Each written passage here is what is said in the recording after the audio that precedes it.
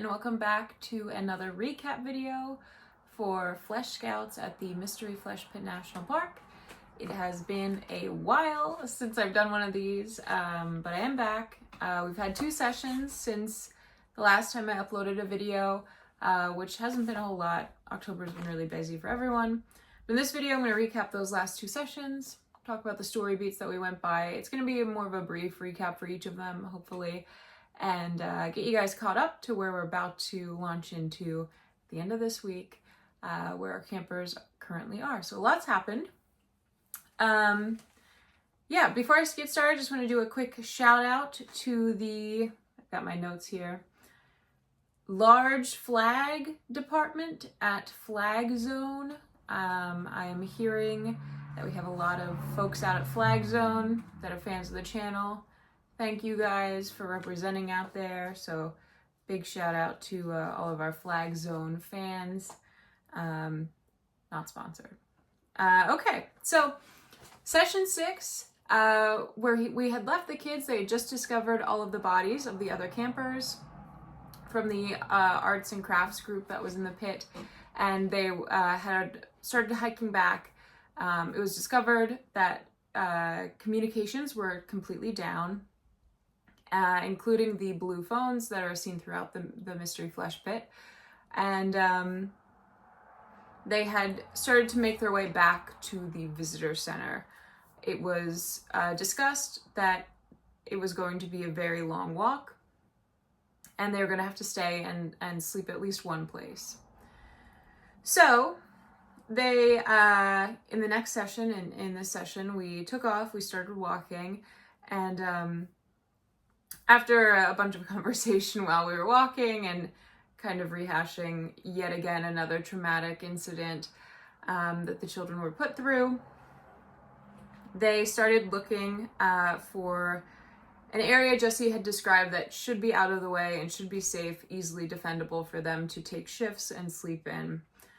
This was a crevice inside of one of the major pathways in the park that led back to the visitor center that you had to find by touch, by running your hand against the flesh wall of the cave.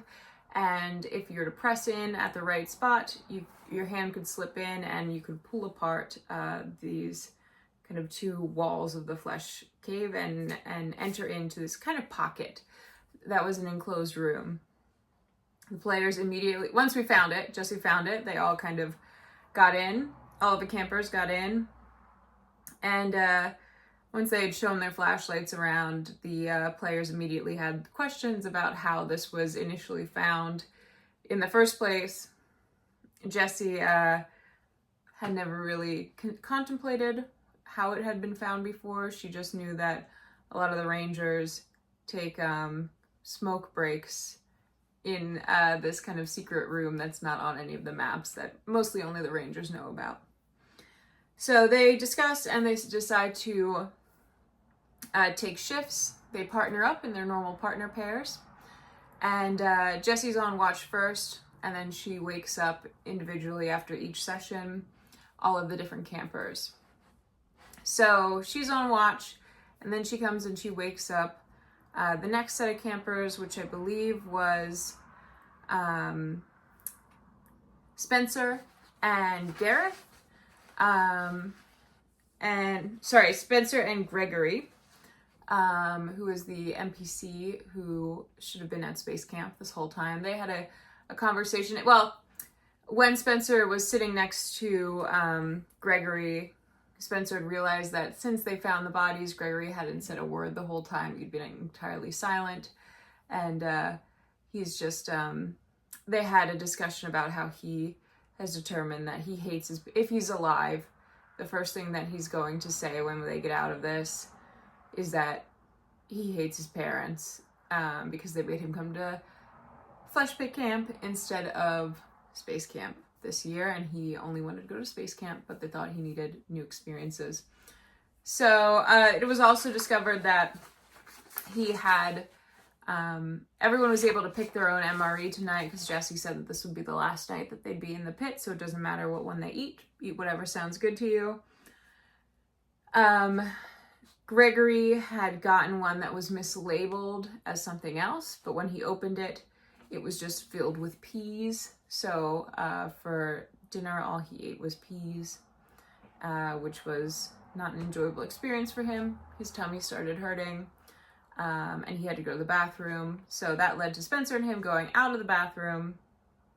And while they were out of the kind of secluded area to go to the bathroom someplace else, and while they were going to the bathroom, they heard steps. They couldn't determine how many steps there were. They couldn't determine how many people there were there, but they heard steps.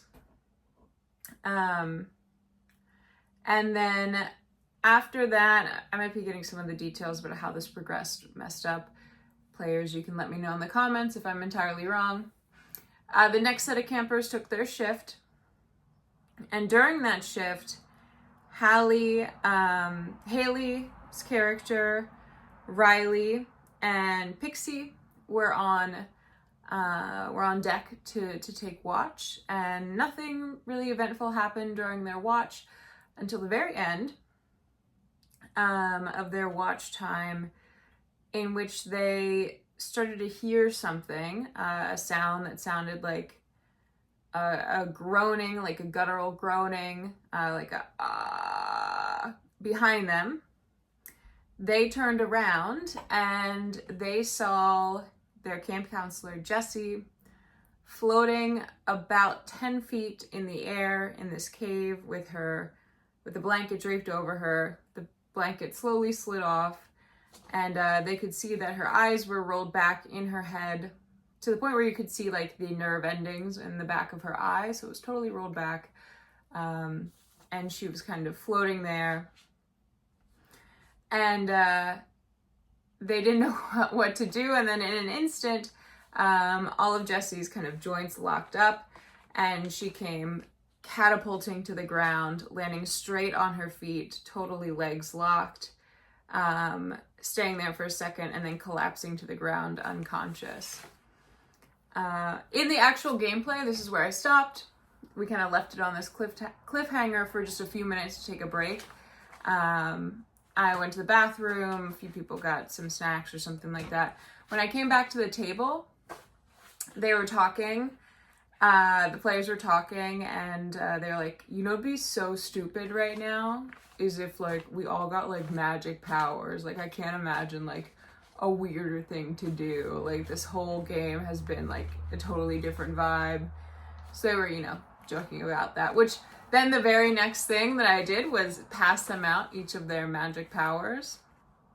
So the Kids on Bikes mechanic has this, the Kids on Bike game has this mechanic where you can have a powerful NPC, and then each of the players can get a power that this NPC has, and they can use the NPC to enact their power how they would like it to be, to use it in a scenario that's helpful. The way the game explains it is like in the show Stranger Things, this is like your game's 11. So Jessie is now the game's 11, who is like the powerful character that gives our kids a chance at surviving in this flesh pit. So everyone got powers. I don't have the printouts here to read them all, but let's see. Tiggy got the ability to heal by touch. So she can make Jessie touch someone and heal them, including yourself, or a creature as well. It's not just a human kind of heal thing. But the more times they're healed, the more this person or whatever it is feels a call to go deeper into the flesh pit. And then let's see, Mimi got the ability to teleport, but you have to be really decisive about where you want to go, or you might not end up where you wanted to be at all. Haley got Spencer got the ability to shoot bursts of energy from his hands. The larger the creature, the shorter the knockback distance, and any creature hit with it experienced increased aggression each time that it's hit by this burst of energy. Riley got the ability to see glimpses of the future. but it's not quite clear where, the more you use it, the more that you depend on this power, the motivations of this power become unclear, and that this power might have a particular future that it wants to lead you to versus another one, is basically how that works. So the future that it's showing you might become more and more tainted the more that you rely on this power. And Gareth got the ability to pit vision, which Gareth can now see, or Gareth can use Jesse to see in the pit, in the darkness, as if it was light. And also they can pick up lights. They can pick up sounds visually before you actually hear them. So Jessie can pick up sounds visually before she can hear them if Gareth chooses to use this power. Pixie got the ability to emanate red seismic frequencies, which is the heartbeat of the pit. It causes extreme discomfort when used in close proximity to other humans. It causes extreme discomfort to them, but it is a deterrent to humans and other fauna of the pit, because it's the heartbeat from way deep in the organism, and it signals to the other creatures that they're not where they're supposed to be, probably. But continual use of this may attract fauna, rare fauna from deeper in the pit, or undiscovered fauna in the pit. So if you're emanating this heartbeat over and over, it might attract some things that are from that area that's not typically or hasn't been fully discovered or mapped out yet. So those are the powers that they got. But Jessie was entirely passed out, and if she's passed out, you cannot use those powers. So they couldn't use them right away, which ended up being inconvenient when those footsteps came back. People could hear those footsteps kind of rushing towards where they were from the other side of the cave wall. And they determined, one of the campers was able to determine that it was only probably one set of footsteps, but it did sound irregular to them, but it didn't sound like multiple people. And Mimi, the character, the player character, Adam's player character, has gotten this like really militaristic bent. She got her AEM, her anatomical environmental multi-tool, and kind of belly crawled up to the opening and kind of had it, she was kind of tucked against the wall, so as the moment that someone came through, she could shoot. And everyone was kind of braced for impact as these footsteps came closer and closer. And what ended up happening was that a person tumbled through this cave wall in a park ranger uniform. So tumbled to the ground. Mimi decided not to immediately shoot this person, but to keep her gun trained on him so that she could take his life at any moment. And they ended up discovering that this was a park ranger named Wyatt, and he was incredibly shocked to see all of the kids there, that he had originally, and they found out that he had originally been sent out after the campers had their encounter. Jessie reported the encounter with the flatworms from the pit earlier on. He was sent out to check on the campers, talk to them a little bit, and just kind of assess their well-being. And so that's why he was sent down into the pit. However, when he got down into the pit, before he was able to set out to do that, the whole lower visitor center and upper visitor center appears to have been overrun by what he described as some kind of religious cult freaks. And they are incredibly well armed. They have everyone in the upper and lower visitor center taken hostage. They're completely operating on their own. And the entire park has been occupied.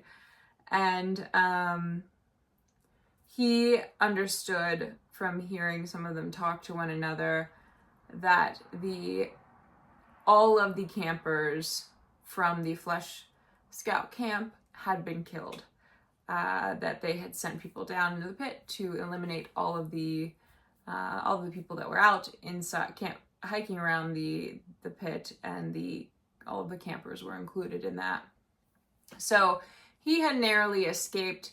He'd been shot in the leg and had limped all the way here.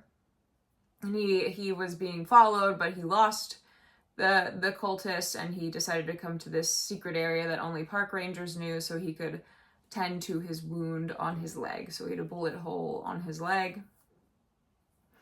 And he was explaining all of this to the kids. They asked a few questions about different things. But it had been basically both of the lower visitor center and upper visitor center, and at least some of the pit itself is entirely overrun by these hostile people. Wyatt didn't really know anything about their goals or their demands or anything that they wanted. He had just tried to escape and was shot in that process, and then had to try to run to get away. After that, he looked over at Jessie. Jessie was definitely breathing, and she was slowly starting to wake up, and not cause the campers so much concern about her well-being. A lot of the campers were watching Ranger Wyatt as he started to tend to his bullet wound in his leg. I think particularly Riley and maybe Spencer were recording it on their camcorders for later. There was discussion about when they get out of the flesh pit, if there would be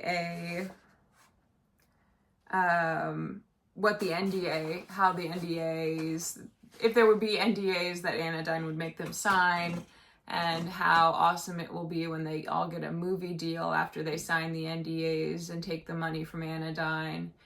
And then there was some discussion about what an NDA actually means, and if you sign an NDA, you're probably not going to get a movie about your experience. So, yeah. Anyway, as they were kind of talking and Ranger Wyatt was finishing up with his leg, everyone was kind of more relaxed and got into a place of more security. Jessie was doing a little bit better. She wasn't fully conscious yet, but she was getting there.